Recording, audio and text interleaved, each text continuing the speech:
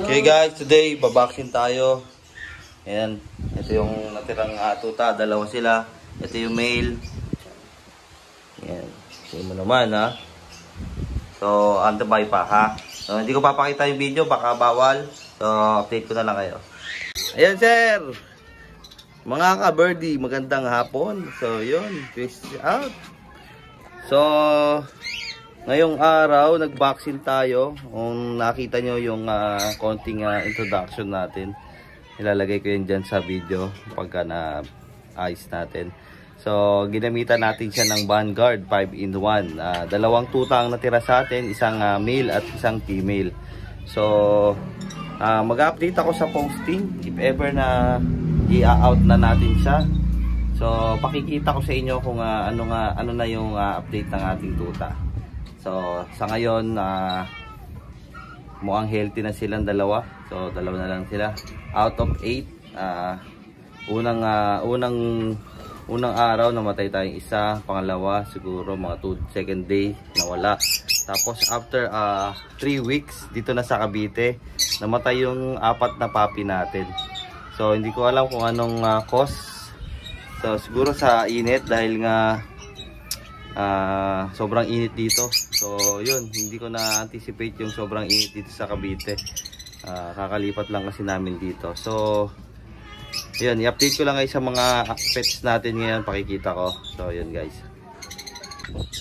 So ito guys, i-set natin tong isang SF Misty split opa, split cock, saka par blue Ewing possible pale palo. So ito naman second pairing natin na isang par blue mauve, split pale palo, split dilute. Ito namang torque par blue opa, isa siyang split dilute possible pale palo. Sa mga good breeder yan, kaya sure ang karga. So sa mga gusto mag-alaga, doon po tayo sa siguradong breeder para sigurado po yung karga. So ito po, ayaw mag-focus. So nagpaligo kasi tayo ng konti dahil sobrang init. So siyempre alam nyo naman ang ating setup pagka mainit. Ayan, paulan tayo. Pagbabasa tayo ng konti. So ayan guys, isang green pale palo opa, walang kargang dilute. Yung isa naman torque Ewing split pale palo. Ayan, sure ang karga na kasi paanak na natin yan. So dito sa mga set natin dito, ito yung mga lumang breeder natin. May mga itlog na. Ito yung isa sa magaling na breeder nating Alps 1. Yan, may itlog na. Hindi na natin gambalain yan. Dito may itlog na rin dito eh. Yan, yan yung mauve split opa, split pale palo. Sa kamparis niya is may itlog na rin kasi ito eh. So huwag na natin galawin. So ito naman, magaling na breeder din natin na Alps 1, back to back opa. Pero kinambyohan natin yan nung namatay dito sa green project opa pale. Yan. Ito meron na ring itlog, alam ko. Yan. Ang parisan naman to is project opa pale din. Yung par blue split opa, split pale palo, saka mauve opa possible pale palo. Pero nag-produce na po yan ng pale palo. Siya hindi pa nagpo-produce. Yung anak niya yun nag-produce na. So yun. So ito guys, ang pares niya is par blue opa cock, saka isang torque blue. May itlog na rin yan. Basal to eh. Basal. So sana maganda ang ilabas. So ito project ano na to, sex link. Ito SF OPA split pail palo. Pero hindi ko alam kung pasok siya sa ano eh. Tingnan natin ha. Hindi ko alam kung pasok siya sa pail faded eh. Sa pail check link eh. So sabi, subukan daw. So ayan. So dito naman tayo sa kakatail natin. Ito yung mga kakatail. Paglipat natin dito, nag-itlog sila. And then naglimlim natin, naglimlim naman.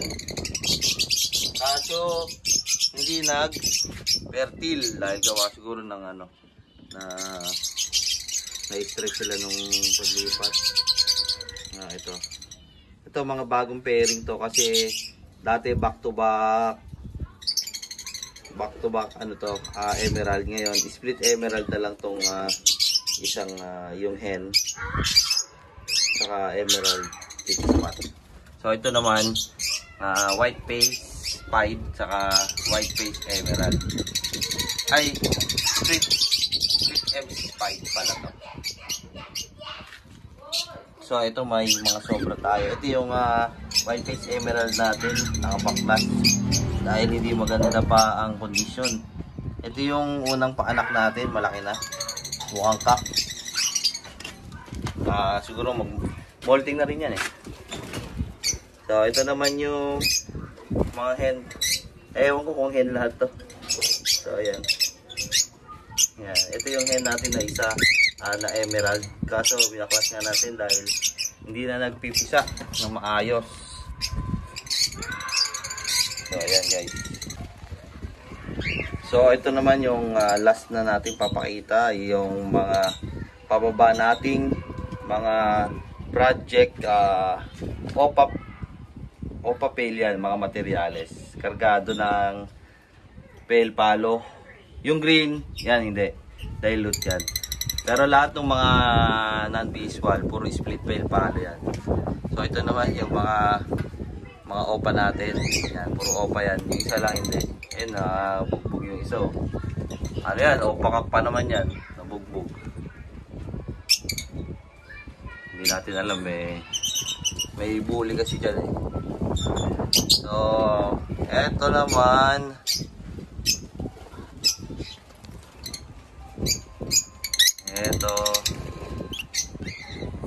Ito yung mga huling pababa natin na may ALBS 2, ay ALBS 1 saka visual OPA pail. Yan, dalawa yung visual OPA pail natin dyan. Saka yung iba dyan is split pail palo. Yung OPA possible pail palo. So ito naman yung mga normal natin, yan, yung mga pang-previous natin pagka may bibili. Yan, pang-previous natin. May OPA rin dyan. Ito yata OPA to yung pastel eh. Ito hindi pwede yung pang-previous dilute, green dilute yan, saka ito green OPA link and dilute. So ito rin isa sa project natin na OPA dilute, sorry. OPA pail palo. Puro OPA pail palo lang naman ang project natin. Yan. Ito yung mga halo-halo na to eh. Mga pang previous pwede rin. So gawin naman tayo dito sa 2x2x4 natin na flight cage. Ito karaniwan dito, puro pail palo, dilute. Yan. Saka split pail palo. Pasok natin para makita natin yan. Para makita nyo. So ayan guys.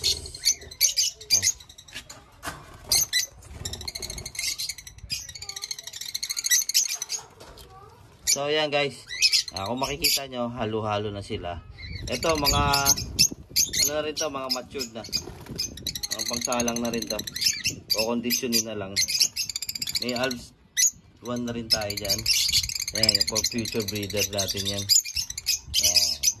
Sa mga gusto ng materyales, yan, message lang kayo guys. So ito yung last thing natin papakita. Ito yung project dilute.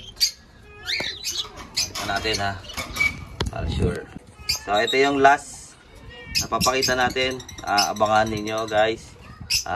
Pagpa-project dilute, dan palo tayo. Pero ito materialis pa lang na split dan, split dilute. So ayan guys. Misty to yung babae. Gawa na project, ito. Galing kay Sir Picotin. Ano nila to, breeder. So yung isa naman galing kay Mafia. DF yata ito. Hindi ko alam kung anong tawag dyan. Move na dilute.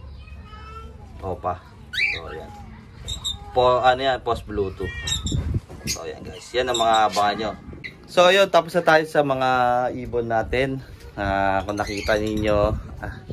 nakita ninyo yung mga project Opa Pale Palo saka project Opa Dilute natin. Sampa project rin tayo ng Opa Dilute Pale Palo.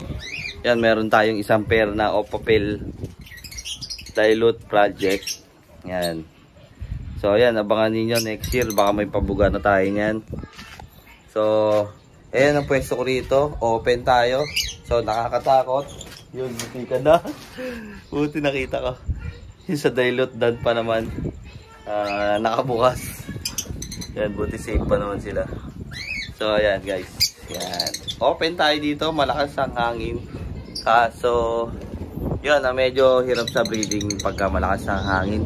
Kaya dito sa section na to sa likod ko, ayan, hindi naman sila nabubugbog ng hangin. Gawa ng ang hangin is dito galing. So yun, pag ganun. So yun, tinakpan ko lang dito. Yan, para hindi mabugbog ang hangin. So yun, update ko naman kayo sa aso ko, sa Belgian at sa German Shepherd. So yun. So guys, ito yung female natin na Belgian. Ayan. Magda-dark pa to. Kaso hindi naka-medyas, walang white spot dito sa dibdib. Ayan. Babae. So ayan guys, big bone, double coat, oh. Kapal, no? Hindi papansinin niyo yung ibang mga Belgian, maninipis na yung balahibo. So ayan. So abangan nyo to kung kailan natin ipopost ang outing. So ito,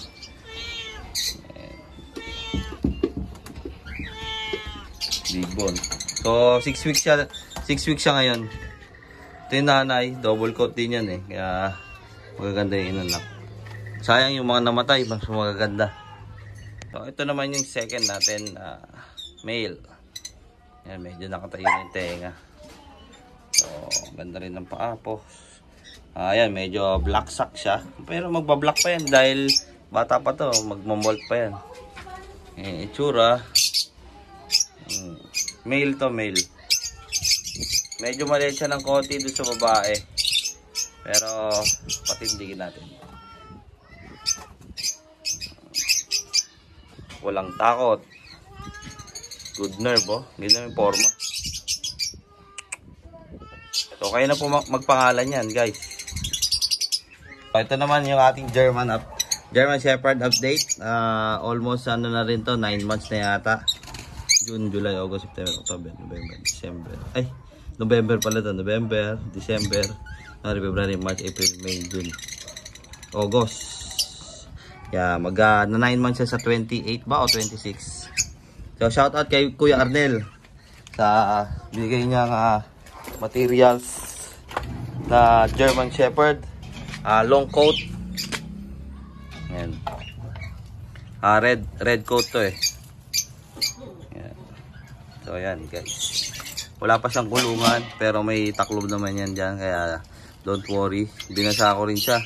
Every morning and afternoon nagbabasa tayo ng aso para so ayan, ayan si Hera, 8-9 months old. Okay, di ka nag-iingay. Kanina nag-iingay ka. Papansin yan So ayan guys, peace out. Maglilinis na tayo ng mga ibon. Pakain na rin. So yun guys, nakita nyo na yung mga alaga nating hayop. So mag-update lang ako ulit sa inyo pa after natin matapos yung mga gawain. So yung bearded dragon natin, wala pa tayong update after a month.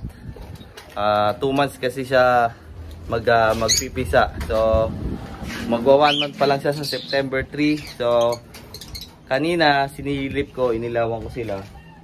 Lahat sila merong mga blood pa rin. Ay, blood pa rin ang tawag doon. Yung may veins yung mga eggs.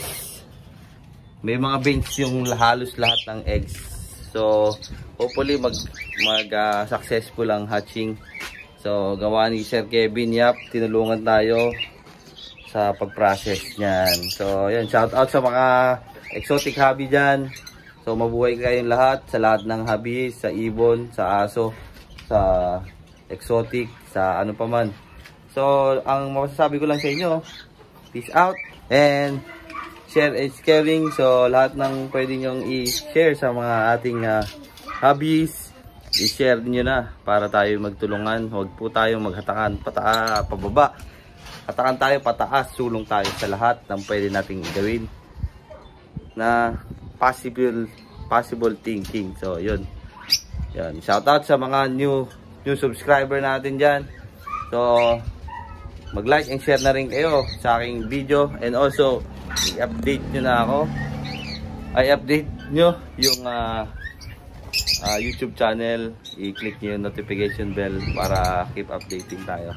So ayun guys, bulabubulol na tayo. Hindi pa rin tayo sanay sa ganong sistema. So ayun guys, bye.